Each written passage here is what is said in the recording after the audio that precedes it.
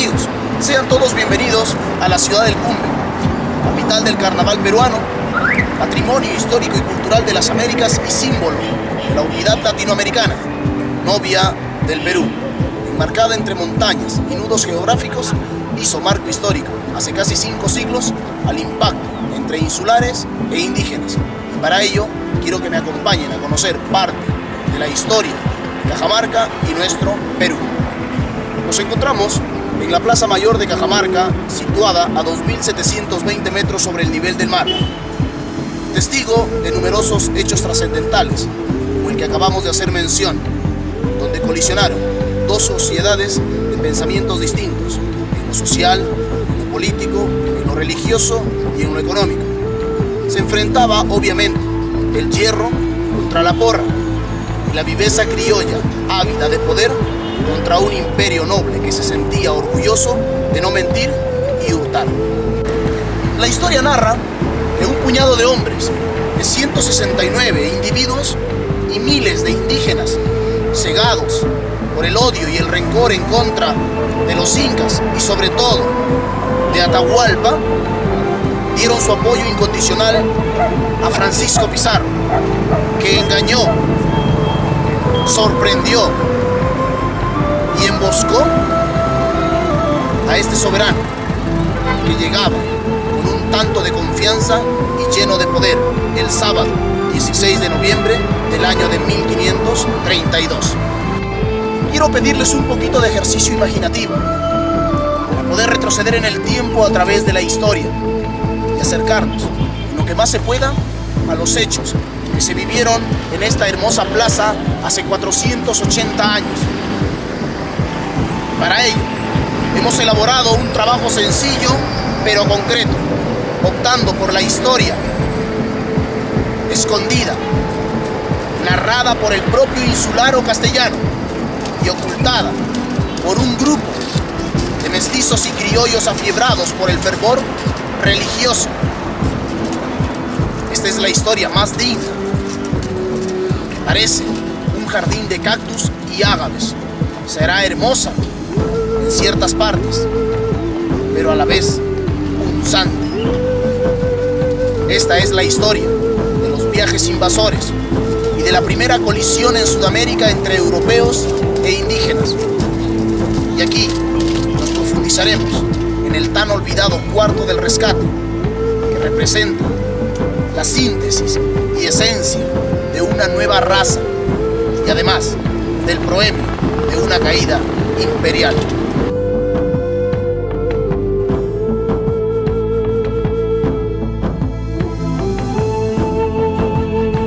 Si los españoles son considerados los más grandes navegantes del siglo XV y XVI, superando todo escollo hasta llegar a América, creemos sin duda alguna que el factor primario fue revertir su situación económica, utilizando, por cierto, como cortina de humo la religión.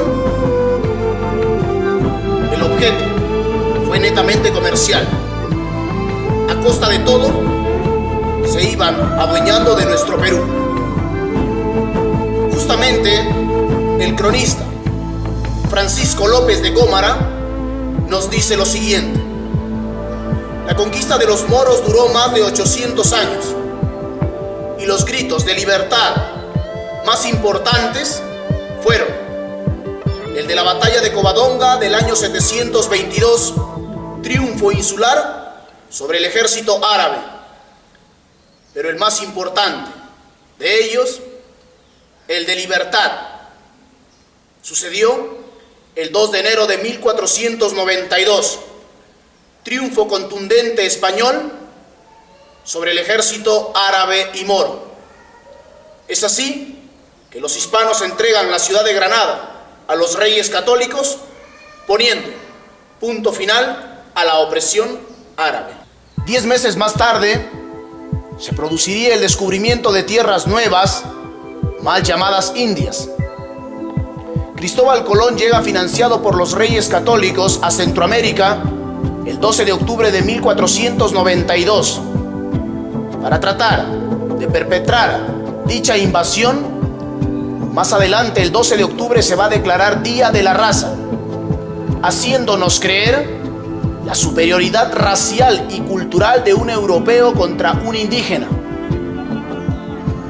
Entre comillas, nos civilizaron, trayéndonos la religión y la pólvora, las sagradas escrituras junto al hierro manchado de sangre. Vasco Núñez de Balboa, navegante osado y persistente, descubridor del Mar del Sur, hoy Océano Pacífico. No todo fue fácil al inicio de dicho personaje. Su juventud fue complicada. Como granjero, tuvo serias deudas económicas que lo obligan a huir junto a su fiel mascota llamada Leoncillo. No se le ocurriría mejor idea a Vasco Núñez de Balboa que meterse en un botijo. Estaba en la embarcación de Martín Fernández de Enciso. Ambos llegarían hasta el Golfo de Darién en Panamá. Aquí se van a encargar de fundar la primera ciudad en América, denominada Santa María de la Antigua. Francisco Pizarro nació el año 1478 en Extremadura, en el arrabal de Tintoreros, en la ciudad de Trujillo. Su padre fue el hidalgo Gonzalo Pizarro, quien participó en la victoria de Granada, venciendo a los árabes, y a este episodio se le denomina la Reconquista. Su madre fue Francisca González, era criada del monasterio de las Freilas de Coria. La vida de Francisco Pizarro fue complicada, su infancia muy dura. Hijo bastardo, justamente su padre, Gonzalo Pizarro, nunca lo reconocería como hijo legítimo. Entonces fue criado por su abuelo paterno.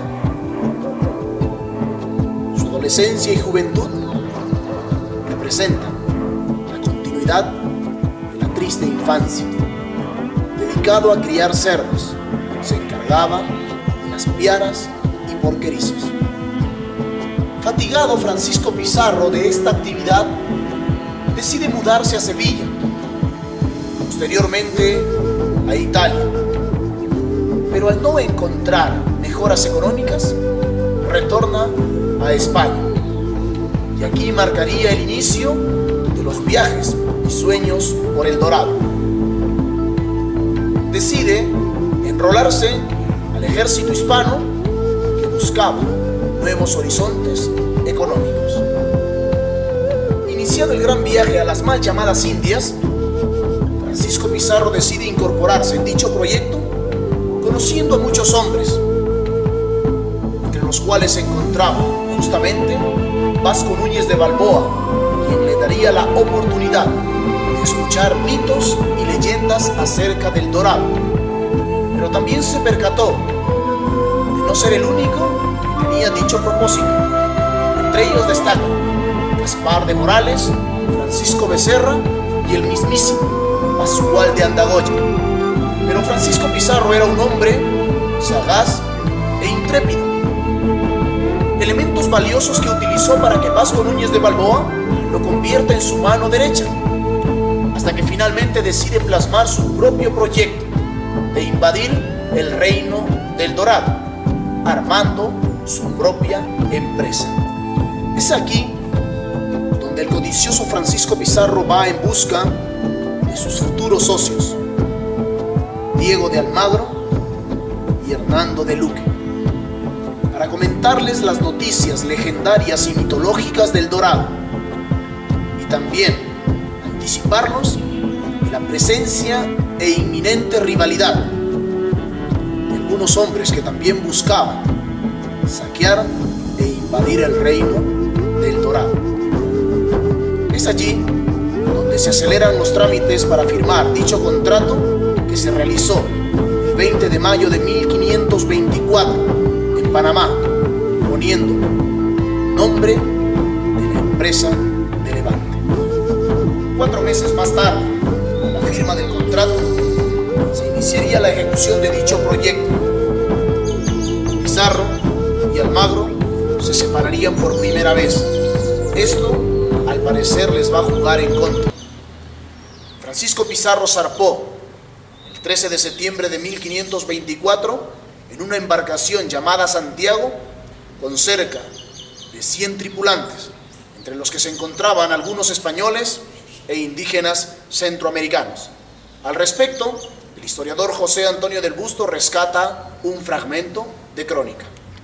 En 24 años del año corría, siendo pasado 1500, cuando con falta de prósperos vientos, don Francisco Pizarro del Puerto partía, en día de fiesta de Santa Lucía.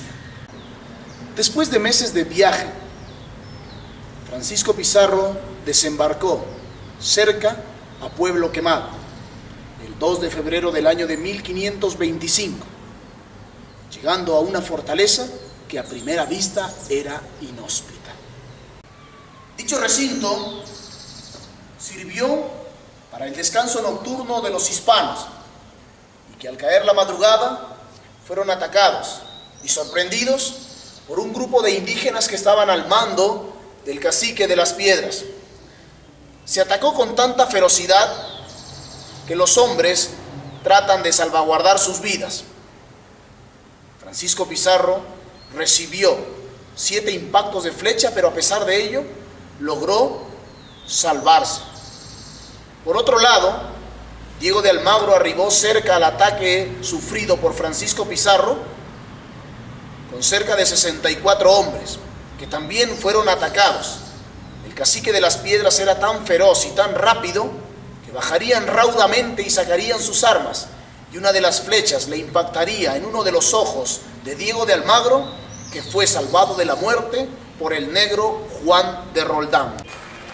Los conquistadores empiezan a sentir los primeros estragos de la invasión. Ataques por parte de los indígenas y el embate de la naturaleza, el calor y los mosquitos. Pizarro prácticamente llegó con hombres exhaustos y hambrientos. Tuvieron que cocinar un cuero curtido de vaca y al parecer aquello inspiraría el nombre de Puerto del Hambre. Algo similar le ocurre a Diego de Almagro, que rebautiza el nombre de Pueblo Quemado por un fortín que estaba en medio de las llamas. Entonces, Pueblo Quemado y Puerto del Hambre no son sino otra cosa que el reflejo del padecimiento de los hispanos en esta primera fase de la invasión al Reino del Dorado. Con las manos vacías, exhaustos, agotados y muy enfermos, retornaron a Panamá. Al entregarle los informes al gobernador, Pedro Arias Dávila se incomodó lanzando improperios en contra de Francisco Pizarro, diciéndole incompetente y además que la tierra del sur era tierra muy pobre. Francisco Pizarro, como lo caracterizaba, no atinó a responder, y luego Pedro Arias Dávila iría en su búsqueda para tratar de disculparse. Convoca una reunión y nombrarle un capitán. Diego de Almagro de inmediato se ofrece en aquel rango, sorprendiendo e incomodando a la vez a Francisco Pizarro. Obviamente, Diego de Almagro no quería un socio más dentro de dicha empresa. Esta travesía fue, a mi parecer, la que marca el inicio de la invasión al Reino del Dorado. Uno de los factores que influye, a diferencia del primer viaje, fue haber partido juntos Pizarro y Almagro. Además de ello, se incorporan a dicho proyecto los experimentados Pedro de Candia, el arcabucero, nacido en Creta, y el navegante Bartolomé Ruiz. Después de meses de navegar en el Mar del Sur, hoy Océano Pacífico, llegan a tierra firme, donde aquí los hispanos empiezan a mostrar sutilmente sus verdaderos propósitos. Saquean y destruyen algunos palacetes y fortines.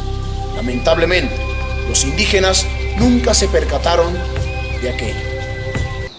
Continúa con su travesía austral y de pronto estarían superando la línea ecuatorial en el Cabo Pasado frente a nuestro país vecino del Ecuador. Es allí donde los hispanos topan con un grupo de navegantes indígenas de Tumbes. Pizarro ordena a Bartolomé Ruiz acercarse a dicha nave y de pronto algunos indígenas se lanzaron desesperadamente al Océano Pacífico y nadando llegaron hasta las orillas, pero otros decidieron quedarse en dicha embarcación, causando admiración y sorpresa a la vez en Francisco Pizarro, que dictaminó de inmediato enseñarles parte del castellano. Recapitulando el viaje hacia el sur, nuevamente la naturaleza se hace presente.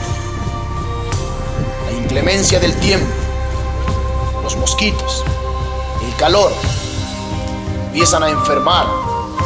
Los hombres estaban sin víveres y muy agotados, además de no encontrar una sola evidencia y muestra de riquezas de aquella tierra.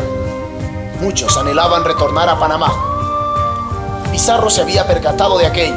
Va al norte de Atacames, en la actual famosa Isla del Gallo, y evitar que alguien desertara de aquella expedición. Envía luego una comitiva hacia el norte de Panamá para pedir refuerzos. Y esta comitiva se encargó de llevar un presente a la esposa del gobernador Pedro de los Ríos, un hermoso ovillo de hilo, que en su interior iba reflejando la desesperanza. A señor gobernador, miradlo bien por entero, que allá va el recogedor y acá queda el carnicero. Francisco Pizarro, ¿el carnicero? Pregunta que se hace muy preocupado el gobernador Pedro de los Ríos, ordenando de inmediato que se preparase una embajada para ir en busca de dichos soldados. Al mando de esta comitiva fue Juan de Tafur, que al llegar a la Isla del Gallo se entrevista con Francisco Pizarro y le dice con una ironía afilada: ¿y dónde están los hombres del ovillo? Pizarro se sonríe porque no entendía a qué se refería Juan de Tafur. Fue más directo. Tafur diciéndole: ¿usted es el carnicero? De pronto Francisco Pizarro desenvaina su espada y observa a sus hombres que prácticamente lo habían traicionado. Pero Pizarro dirige la espada hacia la arena para trazar la línea histórica, manifestándoles: los que vengan conmigo hacia el sur hallaremos obstáculos, pero alcanzaremos la gloria. Los que vayáis hacia el norte hallaréis seguridad, pero seguiréis sumidos en la pobreza. El sitio fue superado solo por la brisa del mar. El silencio y la quietud superaba la fuerza de todos estos hombres. Después de cierto tiempo empiezan a cruzar aquella línea, según el historiador peruano José Antonio del Busto, Nicolás de Rivera, Cristóbal de Peralta, Antón de Carrión, Pedro de Candia, Domingo Soraluce, Francisco de Cuellar, Juan de la Torre, Pedro de Halcón, García de Jarén, Alonso de Molina, Gonzalo Martín y Martín de Paz. La historia más adelante los va a tildar como los 13 de la Isla del Gallo. De aquí partieron hacia el sur, hasta llegar a la desembocadura del río Santa, que nace en las alturas de la región Ancash y termina en el Océano Pacífico. Francisco Pizarro decide retornar en este punto a Panamá, pero previamente se había enterado de cosas interesantes. Primero, que el Tahuantinsuyo era un imperio poderoso y que habría que lidiar con militares y soberanos de los cuatro suyos. Además de la muerte de Huayna Cápac, que había dejado un gobierno dicotómico y dual de castas religiosas y militares para los herederos más importantes de aquel momento, Huáscar y Atahualpa respectivamente. Así que Pizarro aprovecha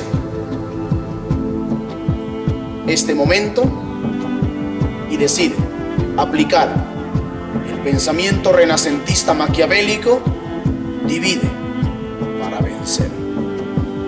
A su retorno a Panamá, los hispanos llevan consigo ingentes evidencias de la riqueza del reino de los antiguos peruanos, como piedras preciosas, tejidos finísimos, camélidos sudamericanos, como la llama, la alpaca y la famosa vicuña. Además, a los indígenas que empezaron a entender parte del idioma de los castellanos, pero que nunca se percataron de las verdaderas intenciones de los ibéricos.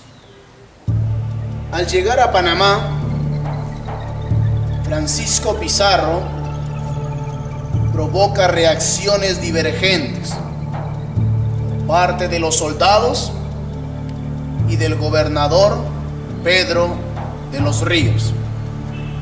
Al observar los tesoros, los soldados felicitaron, pero a la vez se lamentaban por la otrora decisión de no acompañar a Francisco Pizarro en los viajes de invasión al reino del Dorado. Pero al parecer, la noticia no le cayó muy bien al gobernador Pedro de los Ríos, creyendo que Francisco Pizarro estaba inquietando a los soldados para ir en búsqueda de las riquezas y del reino del Dorado, abandonando sus tierras y prácticamente yendo en contra de los propósitos de gobierno, y así el gobernador Pedro de los Ríos se quedaría prácticamente solo en Panamá. Francisco Pizarro, haciendo caso omiso al gobernador, va en busca de los reyes católicos Isabel de Portugal y Carlos V y parte de Panamá hacia la península ibérica en septiembre del año de 1528, saliendo de nuestro país por primera vez ricas evidencias como camélidos sudamericanos, piedras preciosas y los indígenas que anteriormente ya les habíamos mencionado. Al llegar a España, Francisco Pizarro tiene algunos contratiempos que fueron superados gracias a su hermano Hernando Pizarro. Este mismo lo incentiva a continuar con dicha empresa. Es así, el 26 de julio de 1529 se firma el Contrato de Toledo, cerrando un capítulo. Y aquí, el criador de cerdos hoy estaba convertido en el gobernador y marqués de la Nueva Castilla. Uno de los alegatos para firmar la capitulación de Toledo fue evangelizar, cristianizar. Al parecer, Francisco Pizarro se olvidó de aquellas normas porque obviamente su objetivo real era el Dorado por sobre todas las cosas. Ahora convertido en el gobernador y marqués de Nueva Castilla, título que fue concedido por los reyes católicos. Estaban dando títulos obsequiando tierras que no conocían y que simplemente no les pertenecían. ¿Quién les dio la potestad?